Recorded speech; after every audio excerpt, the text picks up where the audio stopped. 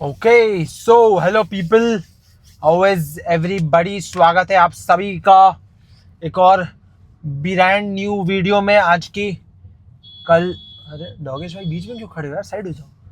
कल हम लोगों ने वीडियो डाली, आज वीडियो डाल रहे हैं। कंसिस्टेंसी धीरे धीरे वापस आ रही है, बड़ा ही अच्छा लग रहा है। कंसिस्टेंसी धीरे धीरे वापस आ रही है तो भाई let's straight away get to the point. भाई मैंने ना काफ़ी टाइम पहले कॉन्ट्राडिक्टरी सिचुएशंस के ऊपर मैंने एक वीडियो बनाई थी, जो कि आज मैं बैठे बैठे ना, आज मैं एक और कॉन्ट्राडिक्टरी सिचुएशन ऐसे बैठे बैठे सोच रहा था, जो कि अपेरेंटली हम सबके आसपास में एग्जिस्ट करती है, लेकिन हमें ये चीज़ पता ही नहीं है कि हाँ वो एग्जिस्ट करती है। लाइक हम इंडियंस पता नहीं क्या करते हैं, मुझे ही समझ में नहीं आता।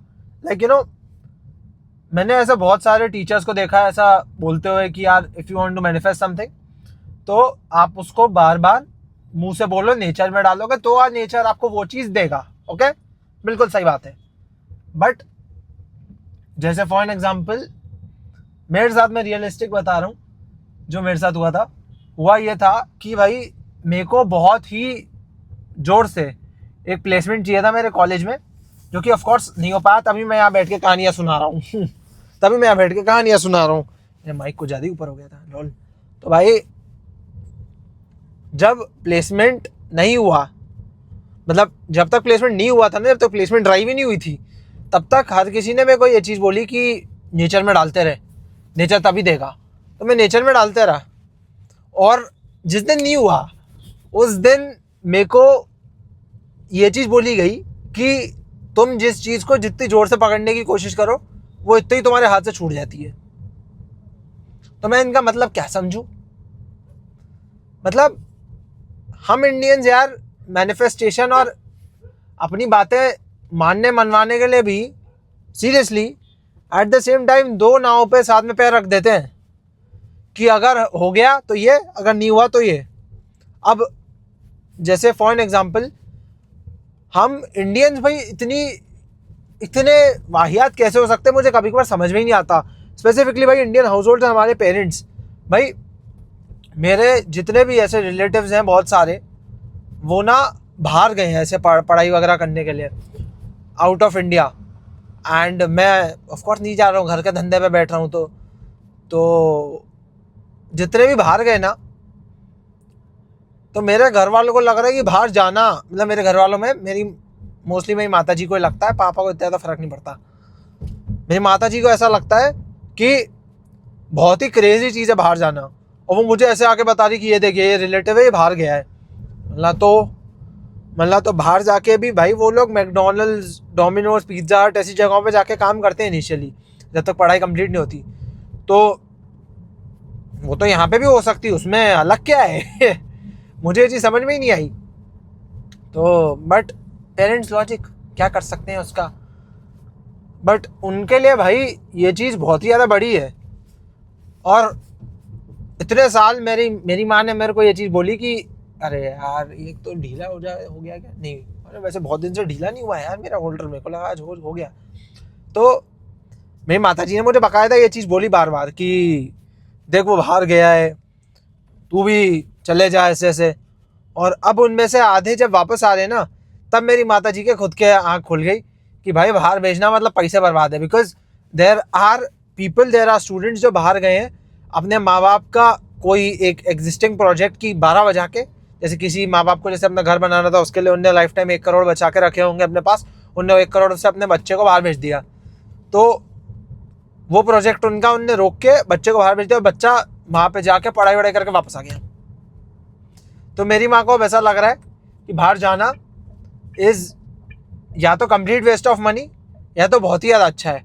तो मैंने बोला भाई आपको क्या लगता है कि आउटसाइड इंडिया क्या दुनिया ही अलग हो जाती है? कायदे से देखा जाए तो इंडिया में भी यही है ना यार, हमारी इकोनॉमी में, कि या तो आपकी पढ़ाई से आप अगर जॉब वगैरह करोगे तो या तो आप बहुत ज़्यादा भयंकर ही कमा लोगे, या तो आप शायद अपने पढ़ाई का खर्चा ही रिकवर ना कर पाओ। तो यही कहानी है भाई। अब ऐसा थोड़ी है कि आदमी भारी भेजना बंद कर देगा। तो जब मैं यूजी में था ना, जब तक मेरी माँ को पूरे टाइम यही लगता था कि बाहर बच्चे जाएंगे तो बढ़िया ही होएगा। और अभी जब बच्चों की वो रिपोर्ट्स सुन रही हैं कि आधे से ज़्यादा वापस आ रहे हैं और ये जो बाहर गए हैं ये भी कुछ नहीं कर पाएंगे, ऐसे ऐसे, जिनका मतलब सुन के ऐसा ऑब्वियस सा लगता है कि हाँ ये तो नशे ही करने जाएंगे, इनका तो बाप का धंधा सेट है, ऐसे ऐसे। तो जिन जैसे भी ऐसे लोग हैं उनके लिए भी वो बैठ के बोलती कि बाहर तो जाना, बच्चों को भेजना, पैसे वेस्ट है बस, और कुछ नहीं। और मेरे को लगता है कुछ साल पहले फिर क्या था, मेरे को इतना क्यों सुना है। बात उस चीज़ की नहीं है कि भाई सालों पहले क्या था, बात इस चीज़ की है कि मुझे इतना सुना है कि उसके लिए फिर। तो on a very serious note भाई, हमारे इंडियन मॉम्स को भाई कोई नहीं समझ सकता, इनफैक्ट इंडियन हाउस होल्ड को ही कोई नहीं समझ सकता। ये मैंने देखा है और ये मैं समझा हूँ कि जो चीज़ 10 दिन पहले उनको गलत लग रही है ना, वही चीज़ उनको 10 दिन बाद सही भी लग सकती है। भाई मेरी माँ, मैं जब गई, मतलब let me just give a basic introduction, मैंने फाइनेंस की पढ़ाई करी है, तो मुझे पता था कि भाई एफडी वगैरह में या गोल्ड में पैसा डालने से बढ़िया है स्टॉक मार्केट में पैसा डालो, सालाना निफ्टी 50 में भी डालोगे तो 14% रिटर्न तो मिल ही जाएगा। जिन लोगों को ज़्यादा फाइनेंस के बारे में पता नहीं है, तुम बस समझ लो कि निफ्टी 50 नाम का एक इन्वेस्टमेंट करने का एक ऐसा म्यूचुअल फंड सॉर्ट ऑफ होता है जिसमें आप डालो तो रफ आपको 14% मिलता है, विच इज़ नॉट नेसेसरी। ये हिस्टोरिकल रिटर्न्स के बेसिस पे है, इट इज़ नॉट नेसेसरी कि 14% ही मिले, कम भी हो सकता है, ज़्यादा भी हो सकता है। तो जब मैंने शुरुआत में स्टॉक मार्केट में पैसे डालना शुरू करे ना, तो मैं ऐसे अपनी पॉकेट मनी में से डालता था कि हाँ यार मुझे थोड़ी ऐसे पॉकेट मनी में सेव करनी है, तो वो पैसा मैं ऐसा ही पड़े रहने दूंगा ताकि वो ग्रो होता रहे। मतलब कोई मेरा भी कोई ऐसा छोटा मोटा सा गोल हो कि हाँ यार मेरे को कोई शूज़ लेने हैं, कोई वॉच लेनी है, जैसे मुझे शूज़ वॉचेस का मुझे शौक है, तो मुझे कोई से शूज़ लेने हैं, कोई वॉच लेनी है, तो उसके लिए मैं ऐसे पॉकेट मनी सेव करूँ और धीरे धीरे क्या उस पर इन्फ्लेशन लगता जाए। तो एज अ फाइनेंस हेड मुझे अच्छा नहीं लगता था कि यार उस पर इन्फ्लेशन लगता जाएगा, मतलब इन्फ्लेशन इज़ बेसिकली महंगाई, जिन लोगों को नहीं पता, इन्फ्लेशन तो वैसे सबको ही पता होता है यार, वो धीरे धीरे उस पर लगता चली जाएगा तो दिक्कत हो जाएगी। तो इसलिए मैंने उसको स्टॉक मार्केट में डाल दिया। नाउ द पॉइंट इज़ कि मैंने जब स्टॉक मार्केट में डाला तो मेरी माँ बोलती थी कि ये स्टॉक मार्केट वगैरह में मत डाला करो क्योंकि ये सट्टा बाजार है। तो आई वाज लाइक सही बात है, उनने बोला सट्टा वट्टा, सट्टे वगैरह में पैसे नहीं लगाने। मैंने बोला ये सट्टा है, मतलब हाँ मैं बैठ के क्रिकेट में पैसे लगा रहा हूँ, क्रिकेट फुटबॉल में पैसे लगा रहा हूँ मैं। मैंने बोला ये कंपनियों के यार उनको एनालाइज करके लॉन्ग टर्म इन्वेस्ट करना है, और मैं कोई पैसे डुबा थोड़ी रहा हूँ, इन्वेस्ट कर रहा हूँ। अब भाई वो अगर माइनस में चले भी जाएंगे तो मैं होल्ड तो कर ही सकता हूँ, वो शेयर्स है भाई, आप उनको होल्ड कर सकते हो फॉर लॉन्ग टाइम, जब तक मैं सामने से नहीं बेचूंगा तब तक कोई खुद से थोड़ी सेल हो जाएंगे। और जब उनको इस चीज़ की नॉलेज मिली 2-3 महीने बाद, और यही चीज़ जब मेरे पापा ने करी, तब उनके अनुसार पूरे तरीके से सही हो गया। I seriously just don't understand भाई कि क्या मतलब हमारे इंडियन हाउस होल्ड में क्या चलता रहता है सीरियसली। और मैं ऐसे यू नो ऐसे ड्राइव करते करते ना मैं कभी कभी ऐसे सोचता हूँ कि यार हाउ फनी इज़ दैट कि हमारी मम्मियाँ कितनी इनोसेंट होती हैं यार, जिनको इन सब चीज़ों की नॉलेज भी नहीं होती, तो वो उनके लिए एक पॉइंट पे वो चीज़ गलत होती है और अगले ही मोमेंट पे वो चीज़ सही भी हो जाती है खुद ब खुद। ना तुम्हारा ना कोई लेना ना कोई देना, ना तुमने उनको समझाया, सडनली उनके ही मन में उनने एक चीज़ को गलत समझ लिया और अगले ही मोमेंट उसको सही भी समझ लिया। तो this is funny and you know innocent and cute at the same time. मतलब मैं सिर्फ बुराई नहीं कर रहा हूँ, हमारे इंडियन हाउस होल्ड में क्या लोग टेंशन बहुत ज़्यादा करते हैं बच्चों की, इसलिए तो this tension is good but bad at the same time, क्योंकि हमारी जनरेशन ऐसी है कि हमें पसंद होता है हमारे खुद के डिसीजन लेना, बट माँ बाप को ऐसा लगता है कि ये हमारा जो बनाया हुआ संभाल ले या खुद से कुछ अच्छा सा कर ले, कन्वेंशनल कर ले, कुछ ऐसा ना करे जो। वेरी गुड बेटा, 2 व्हीलर चलाते चलाते फ़ोन पे बातचीत भी चल रही है।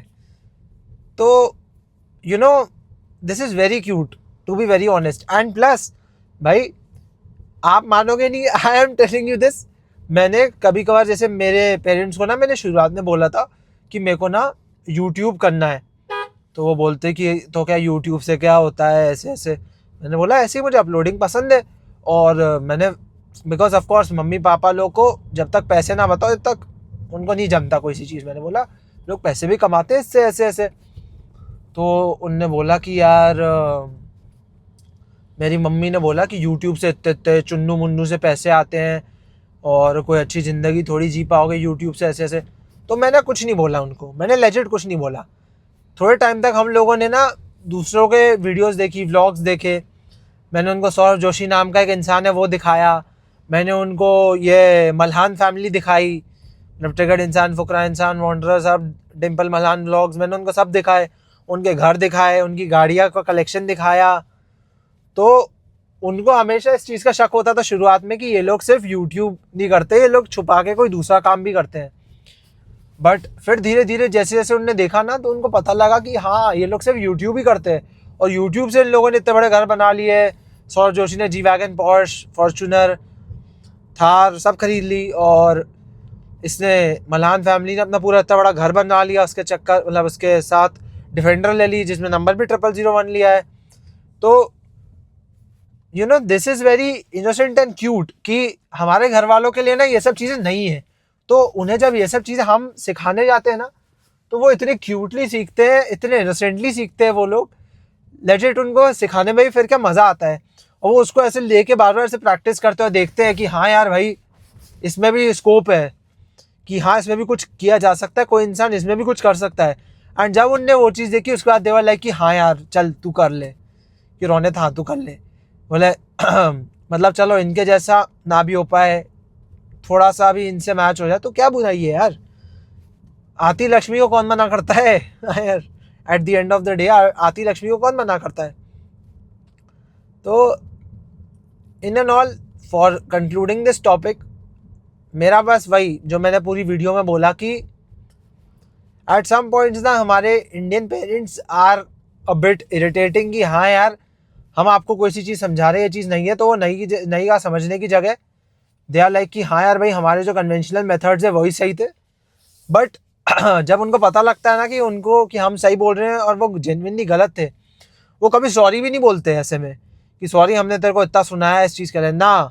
वो सीखते हैं और बाकायदा उसके लिए नॉलेज लेते हैं, और उसके बाद वो तुम्हें उस चीज़ की परमिशन देते हैं कि हाँ चल कर ले जा।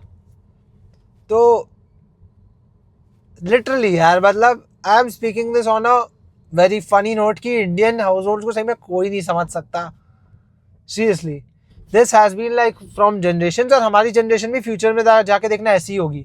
हमें कभी हमारे बच्चों पर भरोसा ही नहीं होगा कि हमारे बच्चे खुद से कुछ कर भी सकते हैं। तो या on that note I will and this video here itself. अगर आप लोग को अच्छी लगी हो, एंड अगर आपको ऐसा लगता हो कि हाँ आपको ये अपने पेरेंट्स के साथ शेयर करनी चाहिए, तो प्लीज़ डू शेयर इट। और उनको ऐसा, अगर आपके पेरेंट्स ऐसा करते हैं तो उनको ऐसे दिलासा दो कि हाँ मैंने भी कुछ ना कुछ सोच के ही ये चीज़ को चूज़ करा है, मैं भी गधा नहीं हूँ या गधी नहीं हूँ। तो on that note, yeah I will see you guys tomorrow in the next video. Till then, good bye.